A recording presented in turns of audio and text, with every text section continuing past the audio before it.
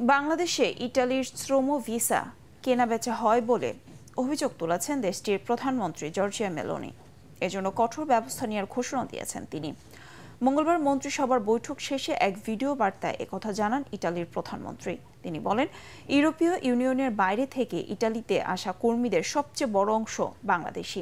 তাদের নিয়ে ভিসা দুর্নীতিতে জড়িয়েছে একটি চক্র। একটি ভিসার জন্য 15,000 ইউরো নিচ্ছে চক্রটি।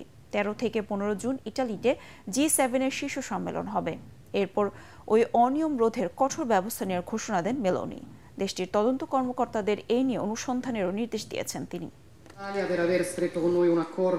কূটনীতিকরা আমাদের জানিয়েছেন, বাংলাদেশের একটি চক্র ইতালির শ্রম ভিসা নিয়ে রীতিমতো বাণিজ্য করছে। একটি ভিসা বিক্রি হচ্ছে 15,000 ইউরোতে, যা আতঙ্কজনক।